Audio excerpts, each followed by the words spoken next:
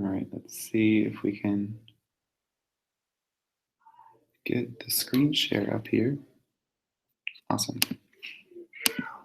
So we'll go to the beginning.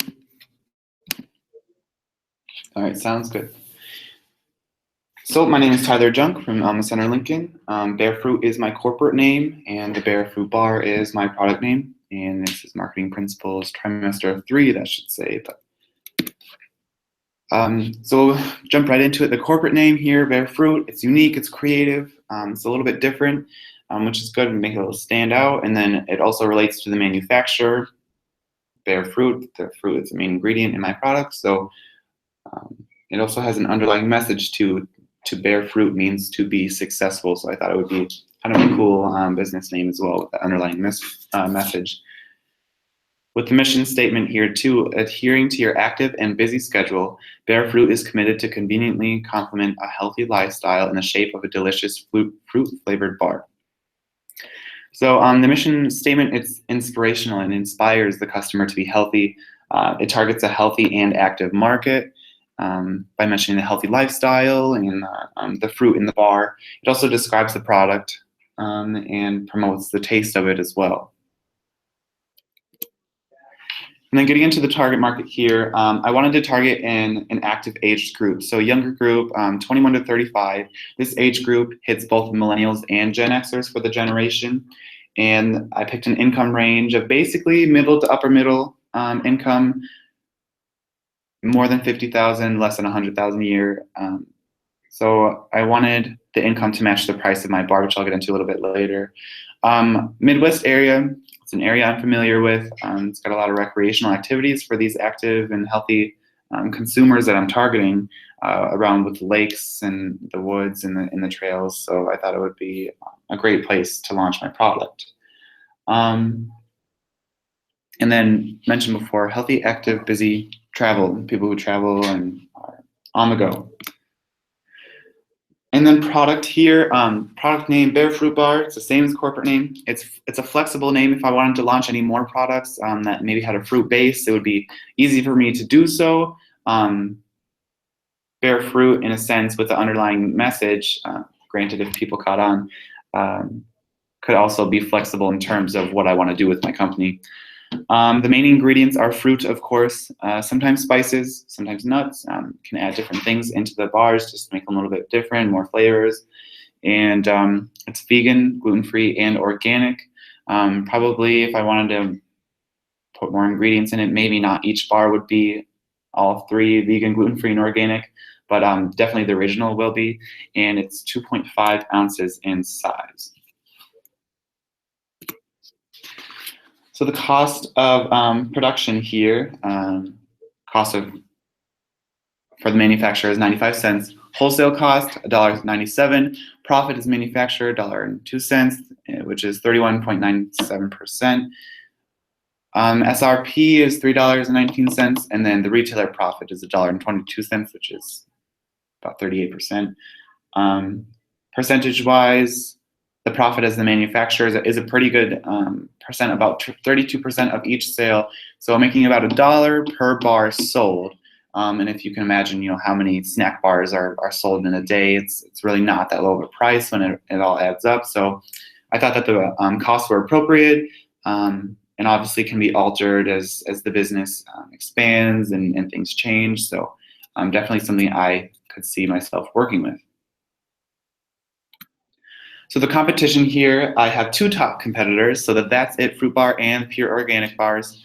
Both typically have the same ingredients I do, but I do have a little bit wider of an ingredient selection, and I also have a cheaper price with more ounces, which will give me a competitive edge on them. The products here, That's It Fruit Bar is sold in Starbucks, Target,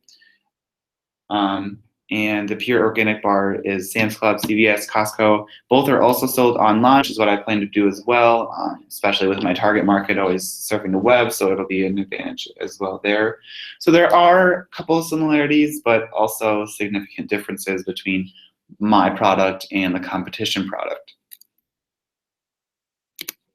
So then we'll get into place, as mentioned before, Starbucks, so that was my retail outlet number one. There are so many Starbucks nationwide, Wisconsin included. There are many travelers and people with active and busy lifestyles that stop by for a quick cup of coffee or just a little snack. So I thought it would be a perfect place. And it's also a successful corporation, and it appeals to the young generation, the young ages in my target market. So my second retail outlet is Gander Mountain, and it specializes in sports and hiking equipment, and along with selling, different little snacks, granola, snack bars. So it's ideal for the adventurous and traveling consumers that I'm targeting as well. And then getting into the SWOT analysis here, a couple of strengths. My product is natural, organic, gluten-free, with the ingredients that go in it, and this really appeals to the health aspect and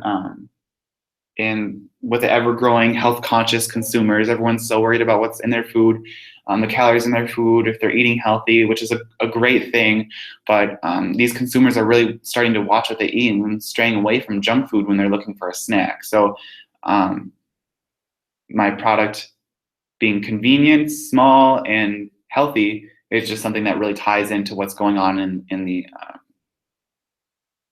demand market right now. So my company is also creative, memorable with the name of the company and the product. It's a large size bar, like I mentioned before. It's a little bit bigger than your typical snack bar, which is a good thing. It might be a little more expensive for manufacturing, but that's kind of why I raised the cost a little bit. Internal weaknesses, high price. So it is a more expensive bar. I think people will be willing to buy it because of the advantages, because of the health aspect, because of the demand for these things. So it could be a weakness, but it can also be something that I can play around with. Also a new business, someone who's starting out, someone who's a little inexperienced like myself. If I were to start this, it's just kind of, you learn as you go. So being a new business is also a weakness because of the inexperience. External opportunity, like I said, demand for healthy snacks, demand for natural ingredients. People want these things. And then I included a source here. Healthy bars and nibbles reshape the U.S. snacks market. So like mentioned before, the market for snacks has completely changed, straight away from junk food. They want something more healthy. So that's what I'm doing here. External threat, other healthy bars are being produced. Because of these demands, more companies are noticing that people are buying more healthy things. So of course, they're producing more healthy products. Competitors have lower prices than me, so that might be something people will consider, but with my target market and the income level range, I don't think I should have much to worry about with that. And the slogan here, nutrients for the body, fruit for the soul. The slogan, it targets the health aspect of the product, and it relates to my target market as well, with that young, kind of healthy, health kick generation, and it's easy to remember, and it sounds appealing. It's a simple slogan.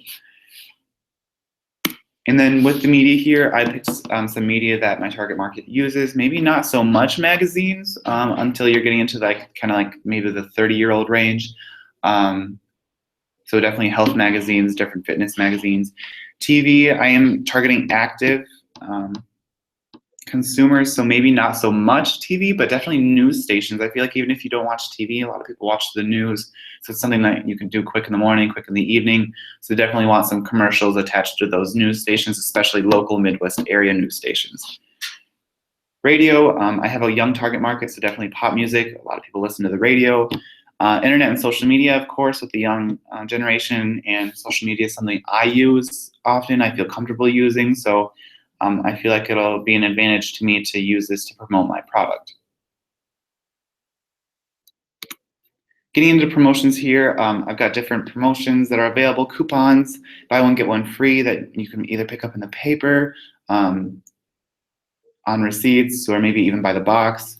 Sweepstakes, if you buy a certain amount and you can be entered to win this prize.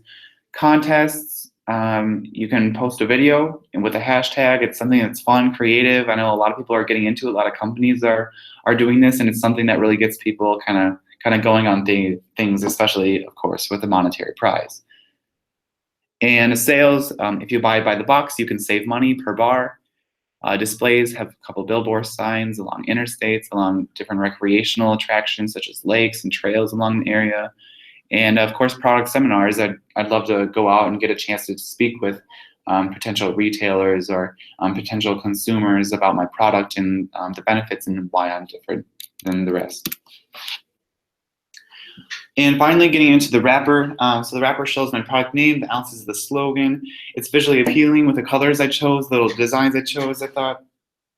The white color of the bar also makes it stand out. You don't really see a lot of white colored wrappers in the store. And I think some companies might think that this is because it's boring, it's plain, it doesn't have much to it.